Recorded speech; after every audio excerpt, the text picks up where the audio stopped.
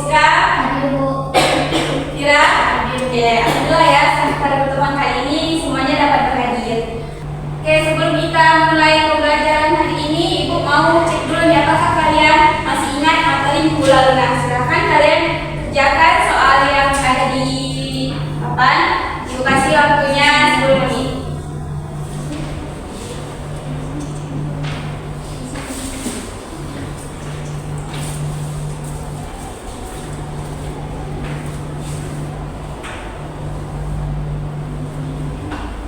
Oke, waktunya udah habis ya, silahkan kumpulkan kembali.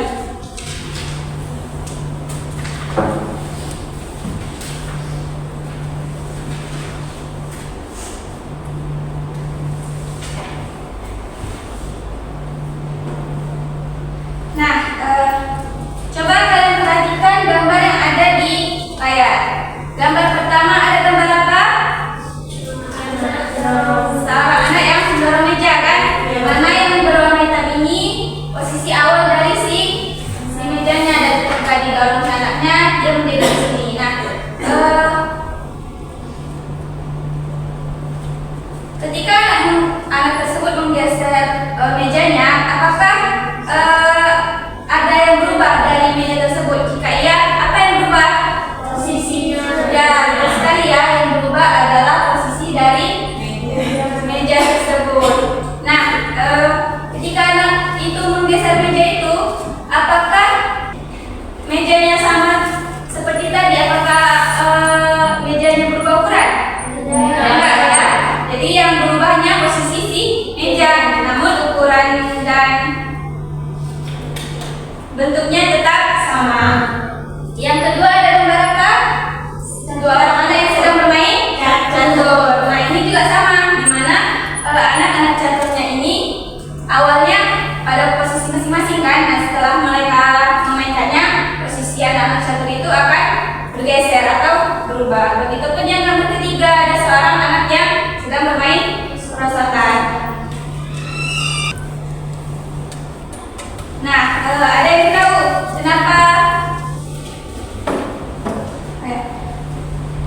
Nah, benda-benda yang tadi itu tidak berubah bentuk atau ukurannya, hanya yang bergeser posisinya saja. Nah, dalam matematika, khususnya pada bidang koordinat, ada materi yang membahas perpindahan suatu titik atau bangun tanpa mengubah bentuk dan ukurannya. Nah, materi itu kita sebut sebagai translasi atau pergeseran.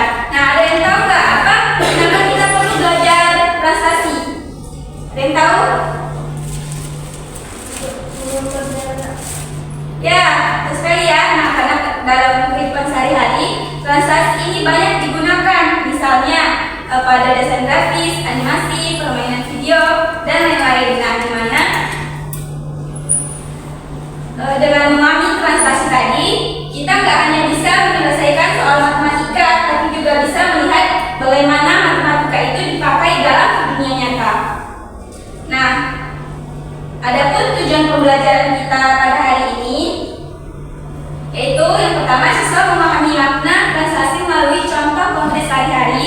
Ada siswa dapat mendefinisikan translasi secara sederhana, siswa dapat menentukan hasil translasi titik atau bangun pada koordinat, siswa menemukan pola umum translasi, siswa dibagi ke dalam beberapa kelompok untuk berdiskusi. Nah, nanti dalam diskusi itu kalian akan mempresentasikan hasil diskusinya. Nah, dalam penilaiannya ibu akan mengambil pada LKPD yang akan kalian kerjakan nanti. Dapat dipahami semuanya anak-anak? Nah, sebelum kita mulai, ibu akan bagikan LKPD, silahkan kalian baca.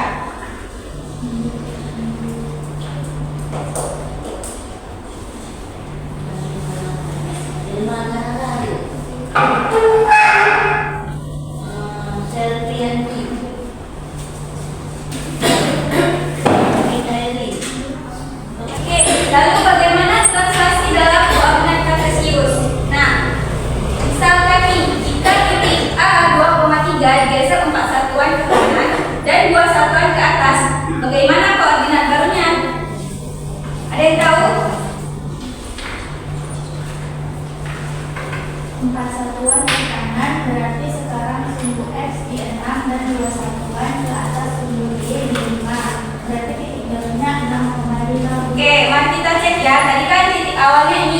Ada di gambar kan?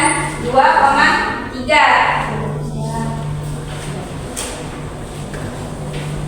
Titik A-nya 2,3. Katanya tadi apa? Digeser 4 satuan ke kanan dan 2 satuan ke atas.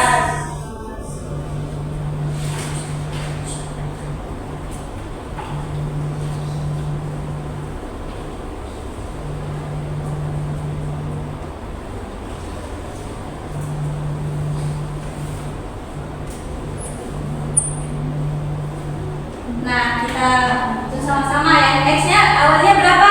2, digeser 4 satuan. Berarti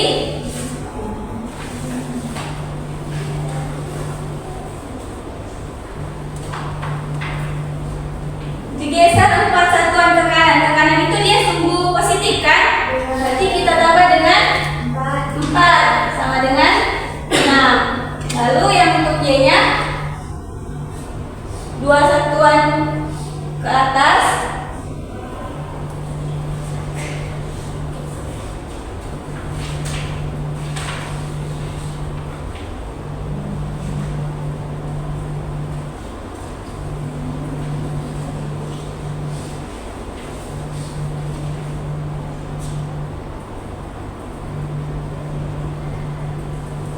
berarti titik awalnya tadi berapa? 3 ditambah 2 sama dengan 5. Kita dapatkan titik barunya kita sebut sebagai aksen, yaitu 6,5. Nah, coba lagi nih.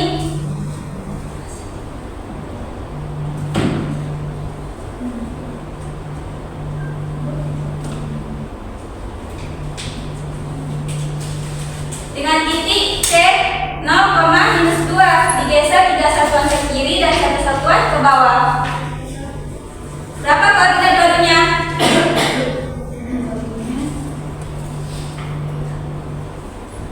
Min 3,3. Tadi yang saya apa? C-nya berapa?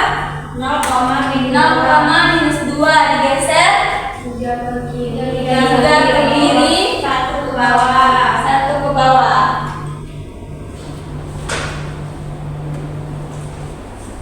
Berarti yang X-nya awalnya 0, berarti 0 ditambah, lihat ke kiri itu arahnya negatif, berarti kita tambah dengan negatif 3, berarti minus 3. Lalu yang 1 ke bawah juga arahnya ke negatif kan, berarti kita tambah dengan minus 2 ditambah dengan negatif 1, yaitu negatif 3. Maka kita dapatkan titik baru dari C aksennya setelah digeser adalah minus 3,3. Apakah benar yang telah kita cari tadi?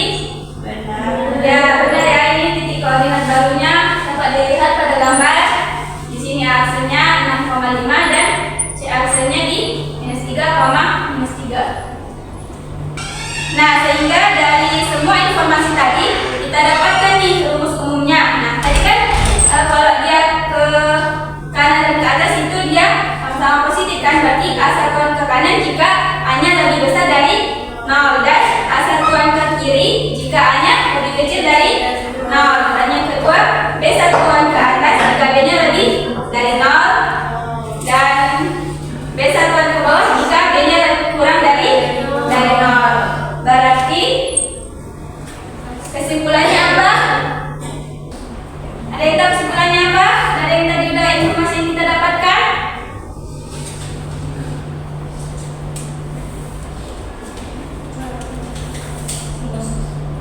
Apa ya, Pak? Transformasi adalah pergeseran suatu titik X, Y atau suatu balik sejauh A, B sehingga didapatkan X ditambah A dan Y ditambah B. Ya, benar sekali ya. Jadi dapat kita transaksi itu ada pergeseran suatu titik X, Y atau suatu kamu sejauh A, B sehingga didapatkan tadi X ditambah A, Y ditambah B. Nah, sekarang ibu akan bagi kalian ke dalam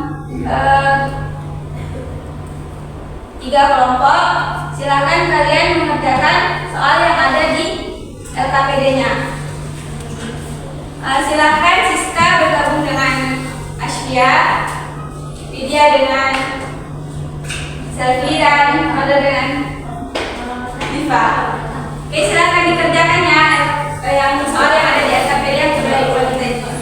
Terima kasih, waktu 10 menit.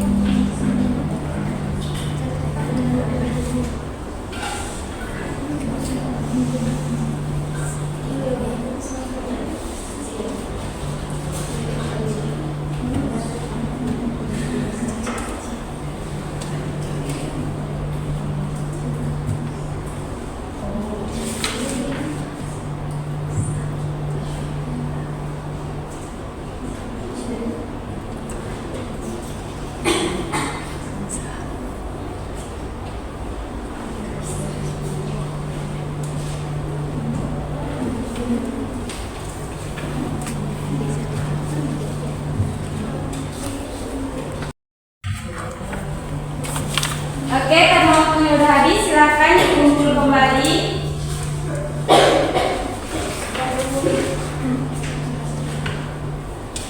Oh iya, ya. Oke, semua udah siap ya? Silakan kelompok Selvi untuk mempresentasikan hasil diskusinya.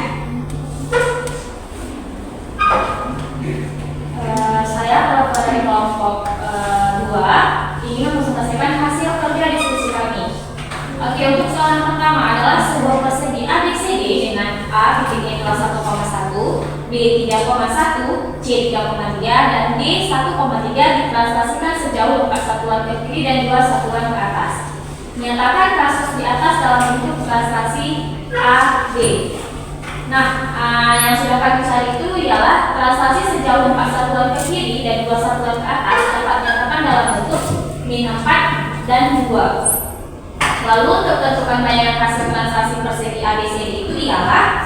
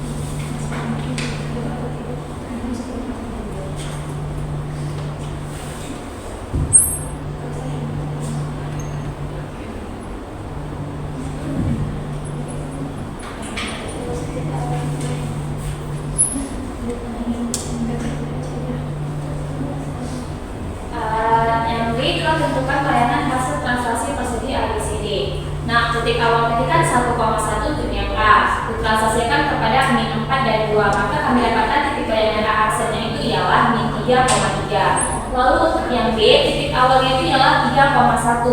Lalu kami translasikan dengan min 4 dan 2, sehingga kami dapatkan titik bayangan B aksennya ialah min 1,3. Lalu untuk yang C, titik awal itu ialah 3,3, ditransaksikan dengan min 4 dan 2, sehingga mendapatkan titik bayangan C aksennya ialah min 1,5. Dan yang terakhir adalah D, titik awalnya itu ialah 1,3, ditranslasikan dengan min 4 dan 2, sehingga mendapatkan titik bayangan D aksennya ialah min 3,5. Oke, benar sekali ya jawaban dari kelompok 1. Silakan berikan tepuk tangan.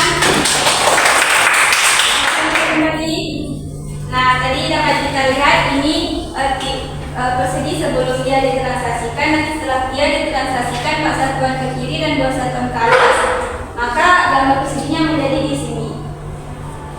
Oke, kita dari beberapa informasi tadi kita simpulkan kembali bahwa jika A satuan ke kanan jika A lebih dari 0 atau A satuan ke kiri jika A kurang dari 0, dan B satuan ke atas jika B lebih dari 0 atau yang satuan ke bawah jika B kurang dari 0. Sehingga kan kita dapat tadi rumus umumnya, berarti titik awalnya berapa tadi? Titik awalnya X, Y ya.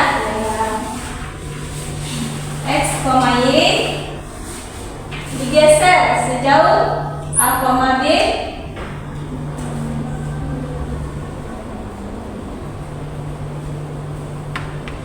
berarti X, Y kita transaksikan, tadi X-nya berarti kita tambahkan X ditambah dengan A dan Y ditambah B. Nah, inilah umum atau pola umum dari translasi. Baik, sebelum kami pelajaran hari ini, Ibu ingin dengar dulu nih bagaimana perasaan kalian setelah belajar tentang mencari pola translasi. Oke, dapat dipahami semuanya kan? Ada yang tidak dimengerti? Oke, semuanya ada paham ya? Oke. Nah, untuk evaluasinya ke depannya Ibu mau semuanya lebih aktif lagi dalam berdiskusi di kelompoknya, jangan cuma hanya beberapa orang saja ya. Oke, dapat pahamnya anak-anak? Untuk melatih kalian lebih lancar lagi nih, Ibu kasih PR, silahkan kalian kerjakan di rumah dan dikumpulkan minggu depan ya.